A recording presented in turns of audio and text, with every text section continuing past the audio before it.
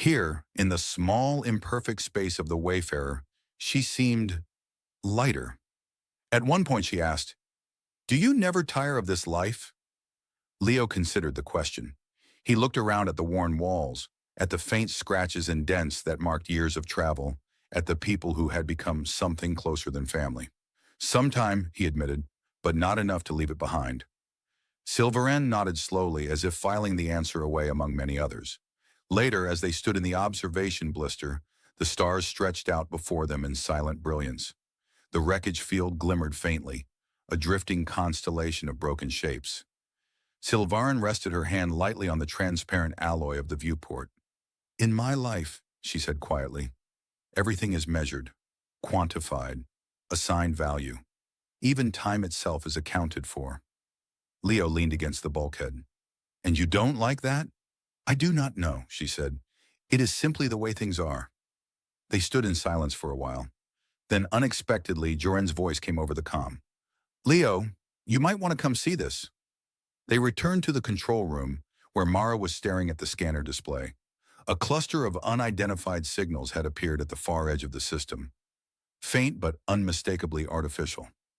"Ships," Mara said quietly. "A lot of them." Leo frowned. "Not hers." Sil'varen stepped closer, studying the display. For the first time since boarding the Wayfarer, the calm certainty in her expression shifted into something sharper, more alert. "No," she said. "Not mine." The signals multiplied as the scanner refined its readings, resolving into a formation moving slowly but deliberately toward the wreckage field. Joren folded his arms. "I don't like this." Neither did Leo. Sil'varen looked at him, her eyes steady. "It appears," she said, "that your quiet salvage operation may soon become less quiet." Leo exhaled slowly, watching the approaching signals creep closer across the display. "Well," he said, "that should make things interesting." The unknown ships did not hurry. They advanced slowly across the outer edge of the system, their signals faint but steady, like distant footsteps echoing through a vast hall.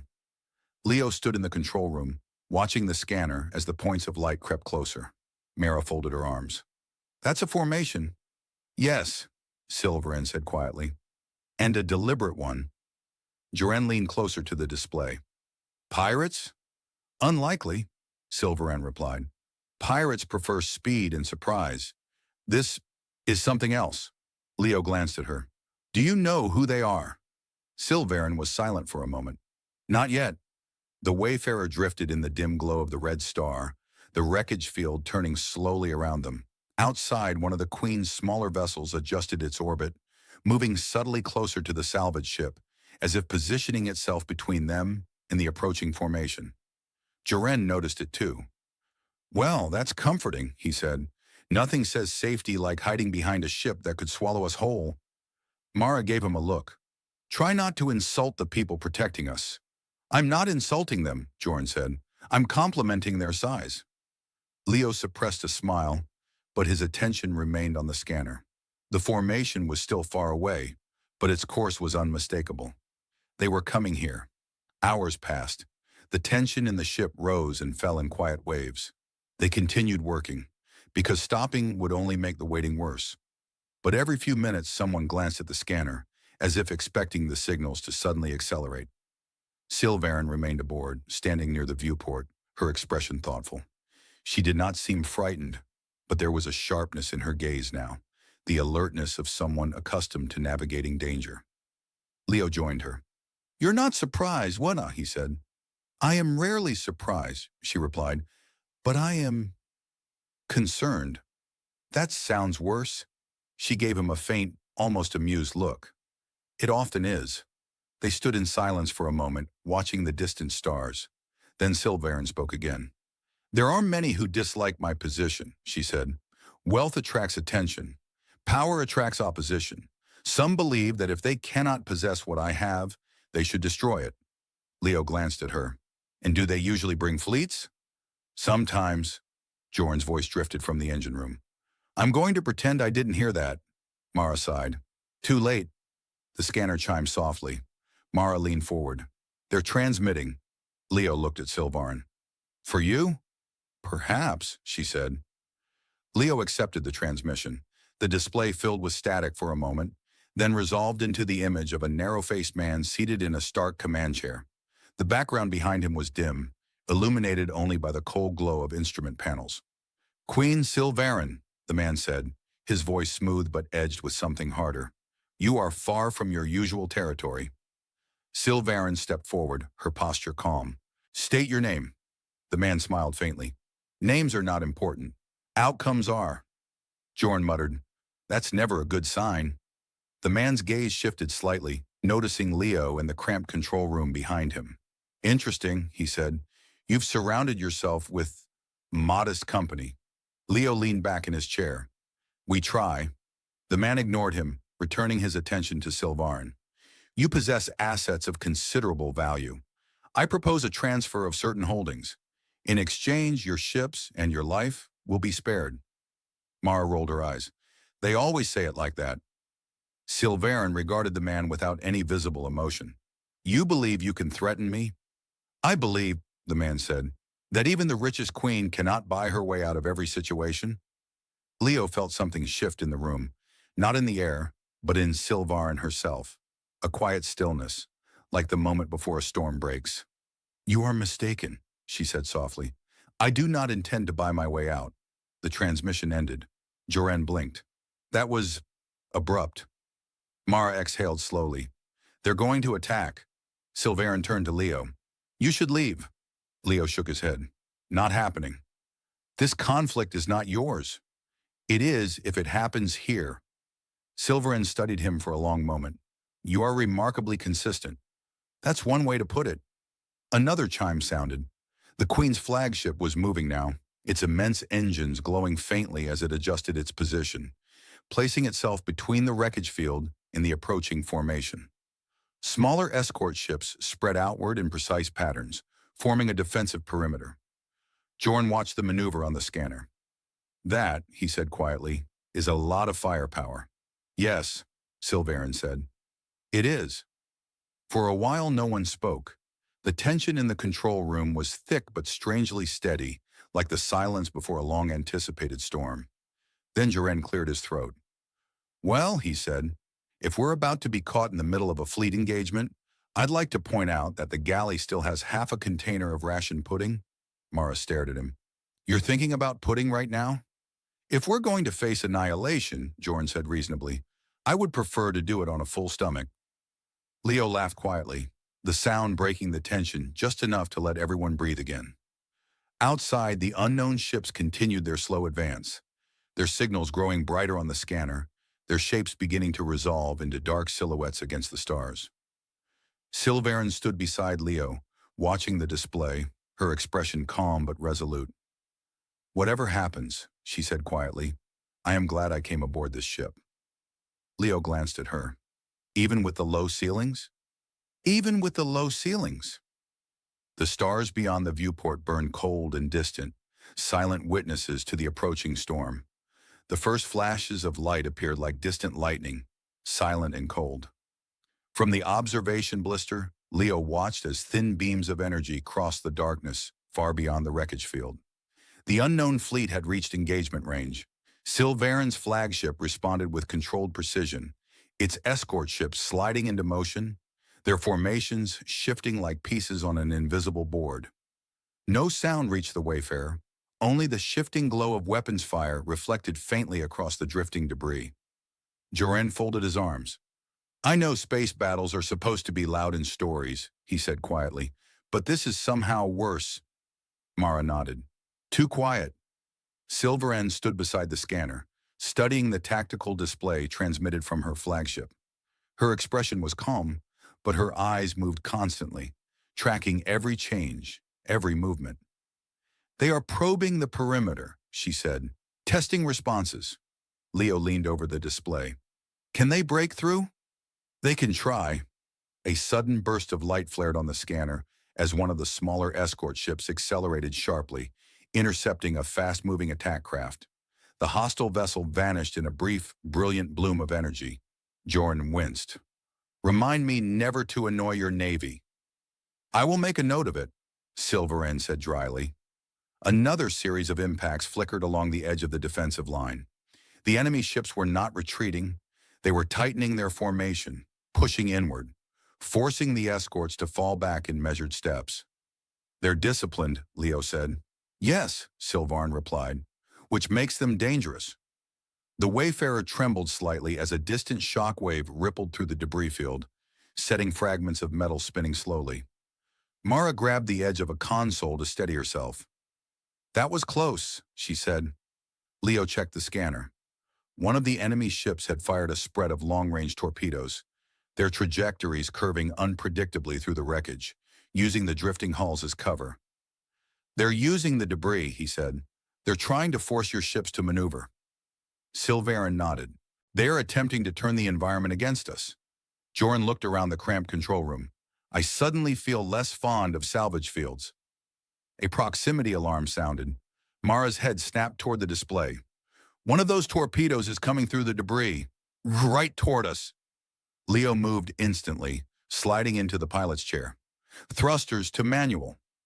The Wayfarer's engines groaned as he fired the maneuvering jets, nudging the ship sideways just as a dark shape streaked past the viewport, so close that the hull rang faintly from the displaced particles. Joren exhaled loudly. "I like that piece of space." "Get ready to move again," Leo said. "They might send more." Sil'varen watched the maneuver, her gaze intent. "You anticipated its path." Leo shrugged. "Salvage work teaches you to read movement. Everything drifts, but nothing drifts randomly." Another tremor passed through the ship as a distant explosion lit the stars. The battle was spreading. On the scanner, several enemy ships broke away from the main formation, diving deeper into the wreckage field, weaving through the drifting hulks with reckless speed.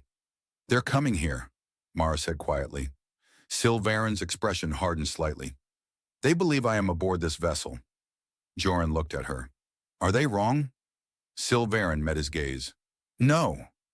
For a moment, no one spoke. Leo tightened his grip on the controls. "Then we keep moving." The Wayfarer slid between two massive fragments of hull plating, its engines flaring briefly before settling back into a cautious drift. Around them, the wreckage field became a labyrinth of shadows and glinting metal, the distant flashes of battle painting everything in cold, shifting light. One of the enemy ships appeared on the scanner, closing fast. "Too fast," Mara said. "They're not slowing for the debris." Leo smiled faintly. "Good." He angled the Wayfarer toward a narrow gap between two tumbling cargo frames, the clearance so tight that the hull plating scraped faintly as they passed through. Behind them, the pursuing ship attempted to follow and clipped the edge of the rotating frame. The impact sent it spinning out of control, its engines flaring wildly before it slammed into a larger fragment and vanished in a silent burst of light. Joren let out a low whistle. "Remind me never to play hide-and-seek with you?" Leo kept his eyes on the controls. "That was the easy part." Another contact appeared, then another. "They're persistent," Mara said. "Yes," Sil'varen said quietly. "They believe persistence will buy them victory." Joren glanced at her.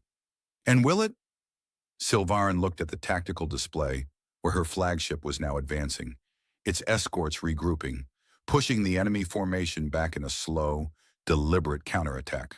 "No," she said. "It will not." A bright flare erupted in the distance as one of the hostile cruisers lost power, drifting helplessly while smaller ships scattered around it. The defensive line was holding. Inside the Wayfarer, the tension eased slightly, like a storm beginning to pass. Joren leaned against the bulkhead. "Well," he said, "that was exciting. Terrifying, but exciting." Mara shook her head. "You and I have very different definitions of exciting."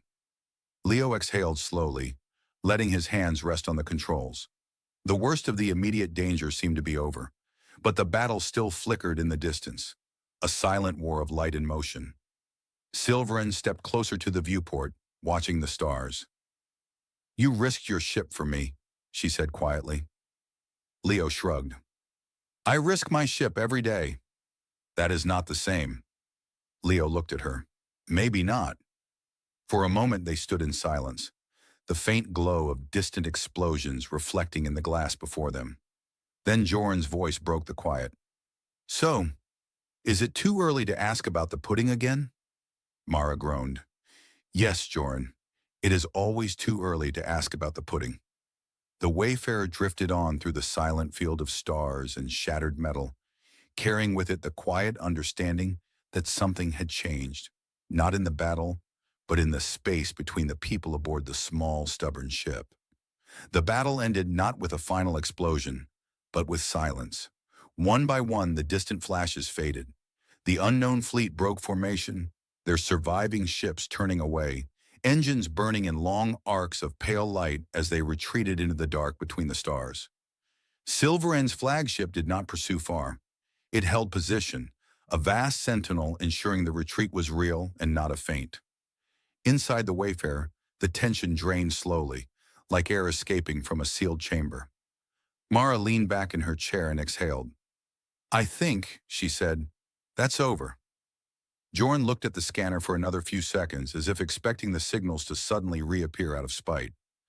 If it isn't, he said, I'm hiding in the cargo bay and pretending to be a crate.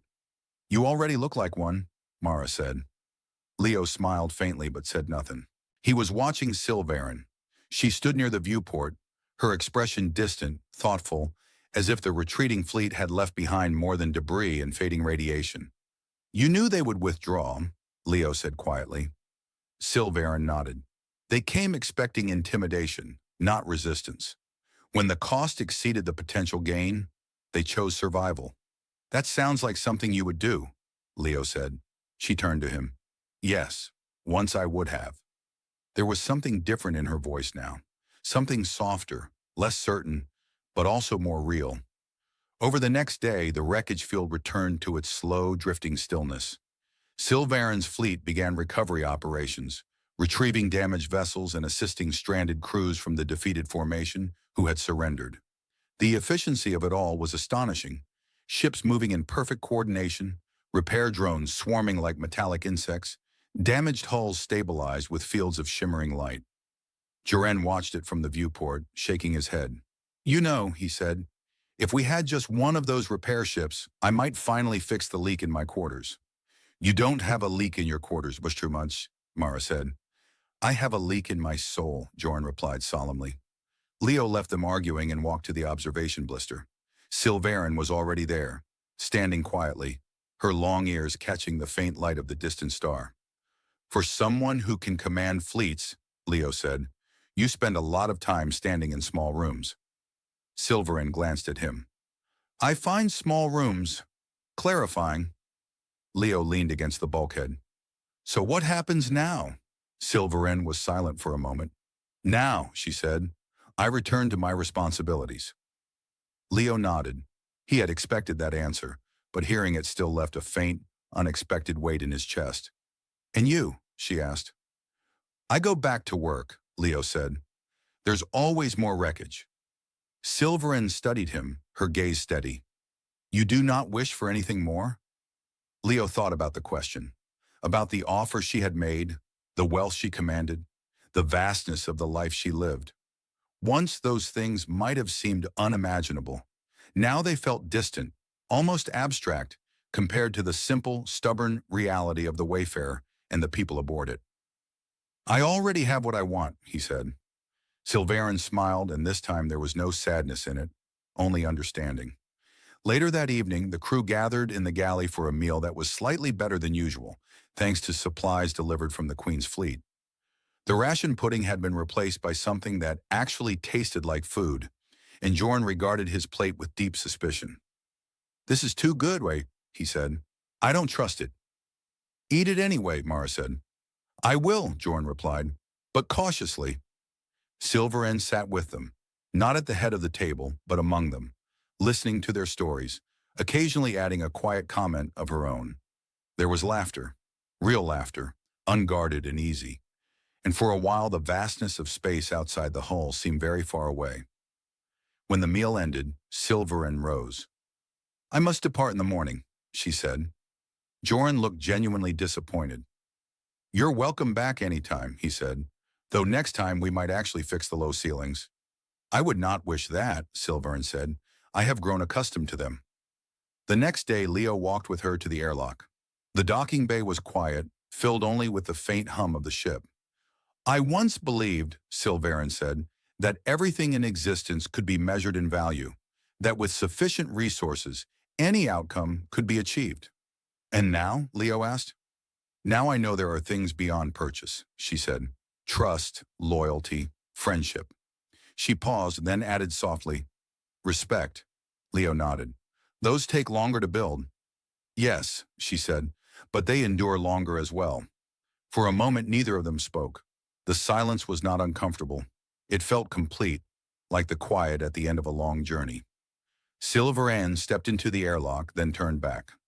Captain Cross, she said, I would like to propose something. Leo raised an eyebrow. Another contract? No, she said, smiling faintly. A partnership. He waited. My fleets will encounter many places where precision and wealth are insufficient, she continued. Places where experience, intuition, and stubbornness are required. I would ask that from time to time, you and your crew assist me, not as employees, as equals. Leo considered it. He thought of the past weeks, the questions, the conversations, the shared danger, the quiet understanding that had grown between them. As long as it doesn't mean leaving this ship behind, he said. It does not, Sil'varen replied. Then, Leo said, we have a deal. They shook hands, a simple gesture, but one that carried more meaning than any contract. Later, as the shuttle detached and drifted back toward the immense flagship, Leo stood in the observation blister, watching the fleet prepare to depart. One by one, the ships turned, their engines igniting in silent brilliance, until at last the flagship itself began to move, its vast form sliding gracefully into the dark. Mara stepped beside him. You're thinking, she said. Yeah. About what? Leo watched the last lights fade into the distance. About how strange it is, he said, that the richest person in the galaxy came all this way, just to learn why someone would say no. Mara smiled faintly. And did she learn? Leo thought of Sil'varen standing in the cramped corridors, laughing after bumping her head, listening to stories in the galley, watching the stars not as assets but as wonders. Yeah, he said quietly. I think she did. Behind them, the Wayfarer's engines rumbled to life, steady and familiar. The wreckage field drifted ahead, full of forgotten ships and quiet possibilities, and Leo felt the same calm certainty he always did when guiding the ship forward. Not toward wealth or glory, but toward whatever came next, knowing that some things in the galaxy were worth far more than anything that could ever be bought. The wreckage field drifted in slow silence, a scattered halo of broken hulls and fractured satellites circling a dim red star. Light moved strangely here, glinting off twisted metal and shattered glass in brief flashes, like distant signals that never quite formed a message.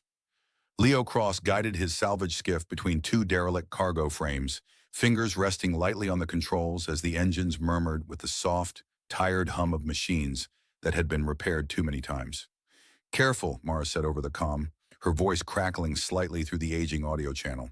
If you scratch the paint, I'm billing you personally. Leo glanced at the dull gray surface of the skiff's interior wall, where three different shades of mismatched plating overlapped like a patchwork quilt. What paint? He asked. The paint that would be there if you ever stopped flying like a meteor with commitment issues. Leo allowed himself a faint smile and eased the thrusters. The skiff drifted closer to a fractured communications array, its long antennae bent like the ribs of a fallen creature. Beyond it floated the bulk of their ship, the Wayfarer, tethered to a tumbling freighter hull that had once carried luxury vehicles between core systems. Now it carried only silence and a faint scent of burned insulation that still lingered even in vacuum, as if memory itself had weight. Inside the Wayfarer, the crew moved with practiced efficiency. Tools clicked, panels opened, and the occasional muttered curse echoed through the narrow corridors. Salvage work was rarely dramatic.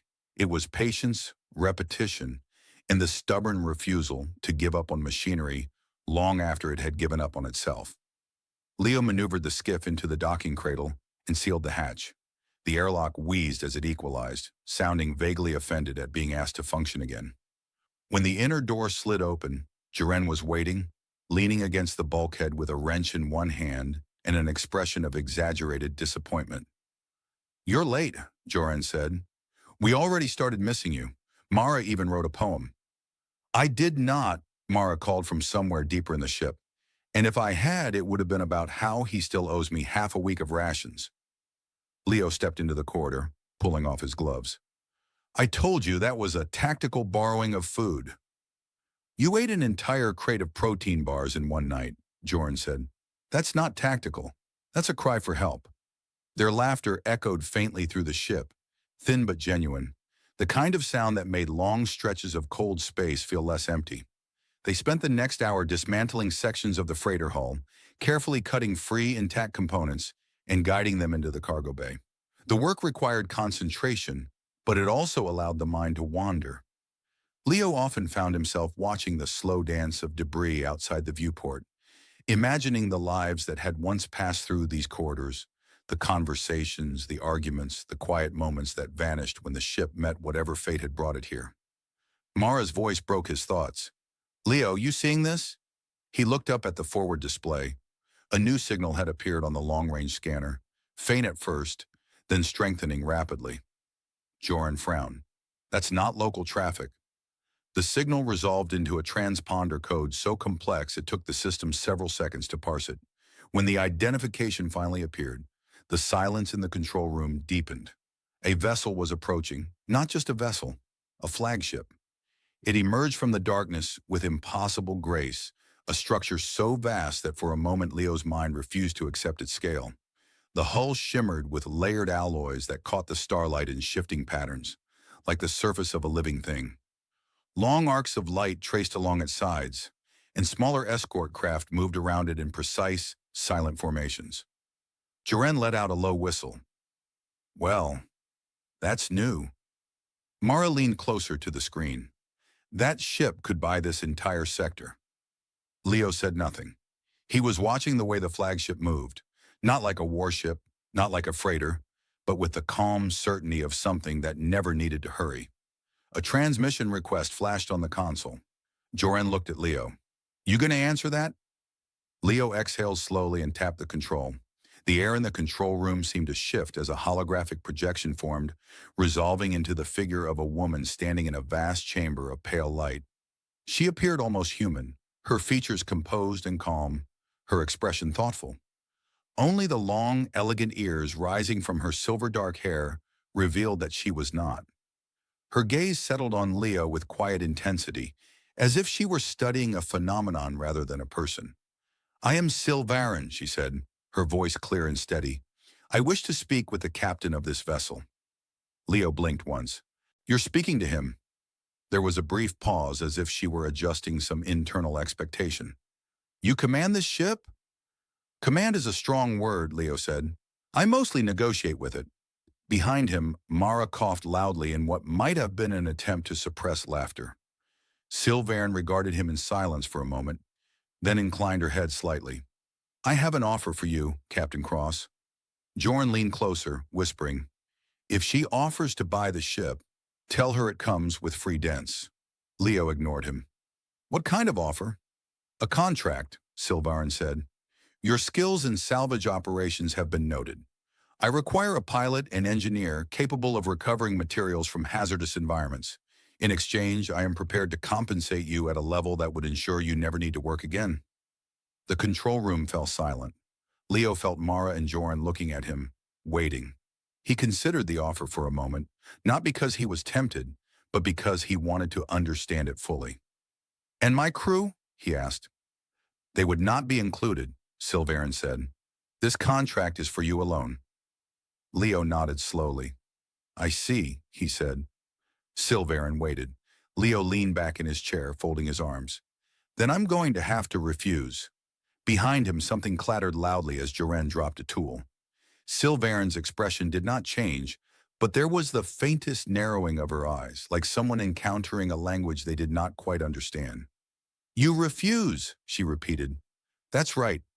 May I ask why? Leo glanced around the cramped control room, at the patched panels and flickering lights, at the faint hum of systems that had carried them through storms and silence, and more close calls than he cared to count. Because, he said simply, I don't go anywhere without my crew. For the first time, Sil'varen looked genuinely uncertain, as if she had been presented with a variable that did not fit any known equation.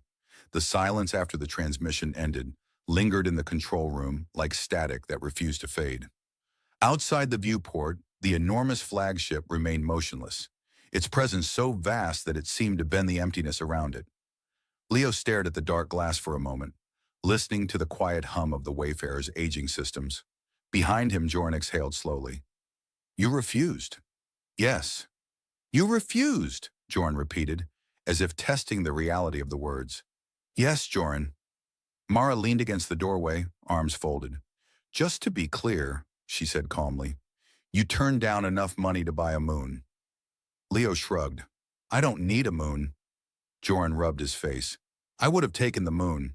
I would have named it Joren Minor and charged admission. Mara smirked.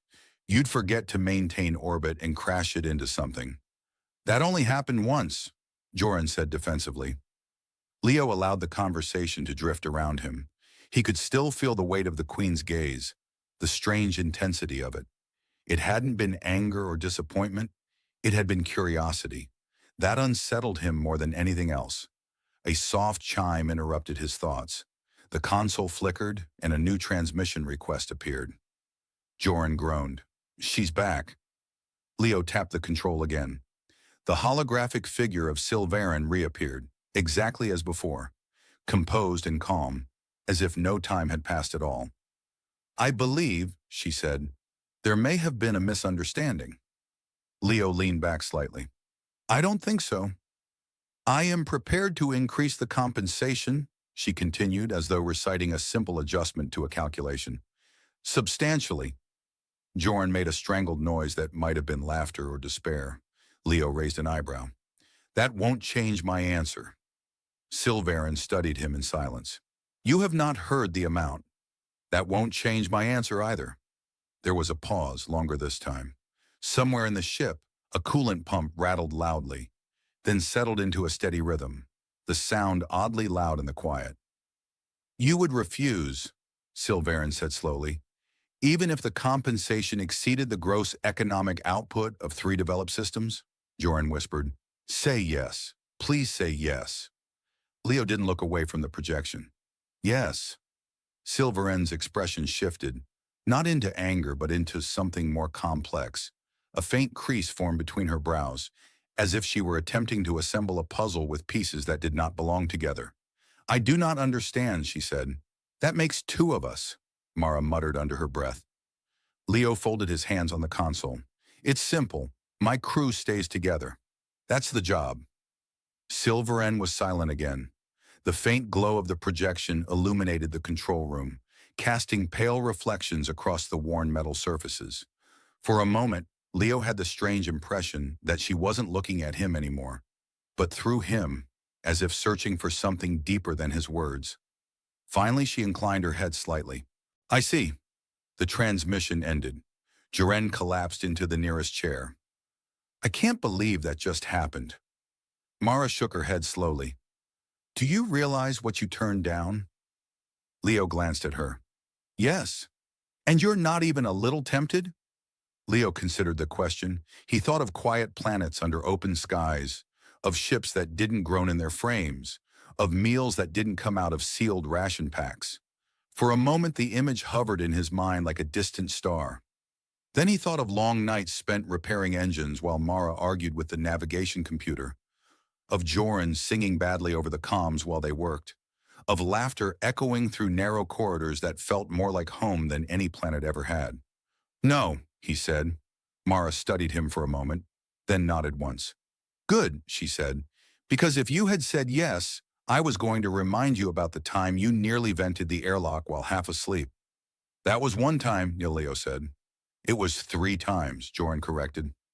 They returned to work, but the presence of the flagship lingered like a silent observer. Hours passed. The Wayfarer's cargo hold slowly filled with salvage components, and the red star beyond the wreckage field sank lower, its dim light fading into the cold glow of distant constellations. Leo was tightening a stabilizer bracket when Mara's voice came over the comm again, quieter this time. Leo, you might want to see this. He made his way back to the control room.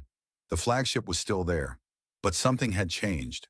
Several smaller vessels had detached from its hull and were moving through the wreckage field with precise, deliberate motions.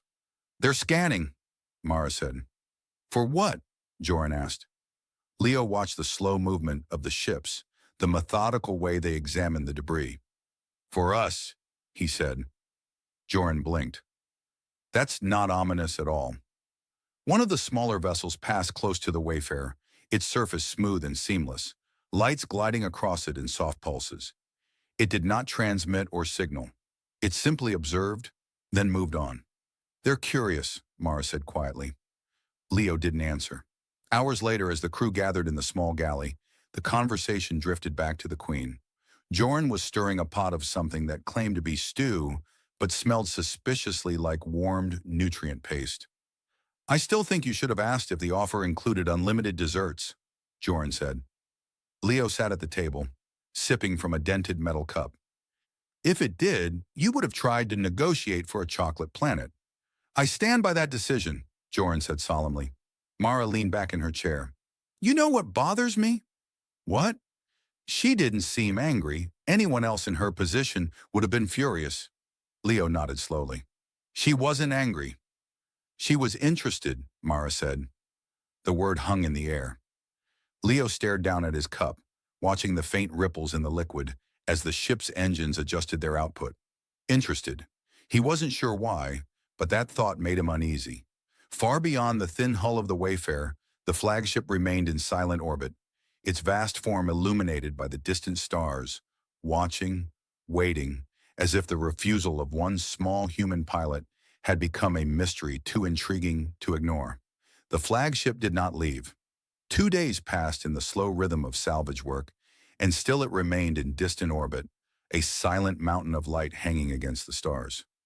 At first, the crew of the Wayfarer tried to ignore it, treating its presence like background radiation, unpleasant but survivable. But it was impossible not to feel watched. Joren summed it up best while recalibrating a plasma cutter. "I feel like we're ants," he said, "and somewhere out there is a very rich person staring at the ant farm." Mara snorted. "If we're ants, you're the one who keeps trying to build tunnels in the wrong direction." Leo didn't comment. He was focused on guiding a fragment of hull plating into the cargo clamp, but part of his attention remained on the distant glow of the flagship. He could not shake the sense that this was no longer about a contract. It was about him. That thought felt strange, almost uncomfortable, like wearing a suit that didn't quite fit. A soft chime echoed through the control room. "Incoming transmission." Joren groaned loudly. "I'm not emotionally prepared for another negotiation." Leo answered anyway. Sil'varen appeared again, her holographic image resolving with the same quiet precision as before. But this time she did not begin speaking immediately. She simply looked at Leo, studying him with an intensity that felt less like authority and more like curiosity. "I hope I am not interrupting," she said at last. "You are," Mara muttered, just loud enough to be heard. Leo hid a faint smile. "What can I do for you, Your Majesty?" Sil'varen tilted her head slightly, as if considering the title. "I would like to ask you some questions." "That's new." "Yes." Leo leaned back in his chair. "All right." Sil'varen paused briefly, as if selecting the most important of many thoughts. "Why did you become a salvage pilot?" Leo blinked. Of all the questions he had expected, that was not one of them. "Because I was bad at everything else," he said. Mara burst out laughing in the background. Sil'varen did not laugh, but there was the faintest shift in her expression, something almost like amusement. "I do not believe that is the true answer," Leo sighed. "It's part of it. The rest—" He glanced out the viewport at the drifting wreckage. "I like fixing things. Ships mostly. Sometimes people, if they let me." Sil'varen considered this. "You believe people can be repaired?" "Not repaired," Leo said. "Helped. Maybe." There was a silence that felt different from the others, less formal, less distant. Sil'varen spoke again. "Your crew, they are not bound to you by contract." "No. They are free to leave at any time." "Yes. And yet they remain." Leo glanced toward the corridor where he could hear Joren arguing with the galley dispenser about the definition of edible food. "They remain," Leo said, "because they want to." Sil'varen was quiet for a long moment. That is unfamiliar to me. Joren leaned into the control room, wiping grease from his hands. Is this the part where we charge consulting fees? Leo waved him away. Sil'varen watched the brief exchange, her gaze thoughtful. You laugh often, she said. Sometimes, Leo replied. It helps.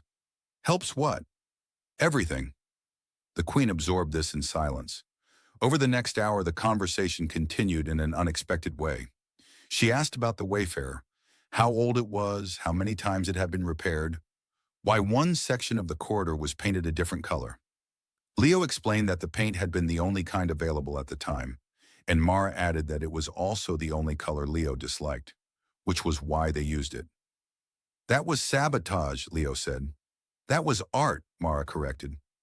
Sil'varen listened to the exchange, and this time there was no mistaking the faint curve at the corner of her mouth. Later, after the transmission ended, Leo sat alone in the control room for a while, staring at the stars. Something about the conversation lingered in his mind. It had not felt like speaking to a ruler. It had felt like speaking to someone who was trying, very carefully, to understand a world that had always been invisible to her. The next day, one of the Queen's smaller vessels approached the wreckage field again, but this time it did not merely scan. It released a cluster of small drones that began methodically examining fragments of debris, their movements precise and efficient. Joren watched from the viewport. They're salvaging, Mara frowned. They don't need salvage. Leo shook his head. No, but they need to learn.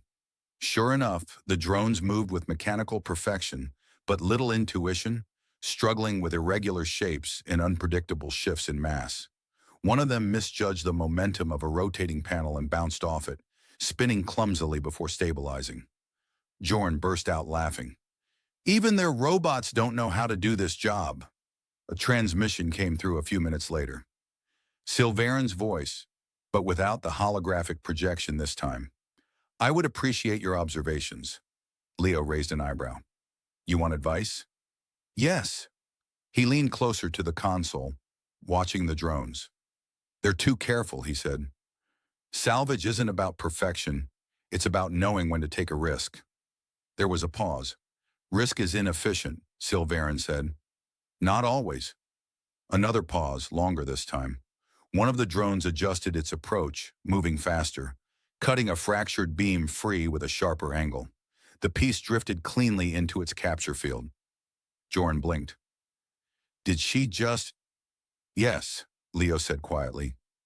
For the rest of the day, the drones continued working, their movements gradually becoming less rigid, more adaptive. It was subtle, but unmistakable. That evening, as the Wayfarer drifted in the long twilight of the Red Star, Leo stood alone in the observation blister, watching the distant lights of the flagship. For the first time, he began to understand something. Sil'varen was not studying salvage.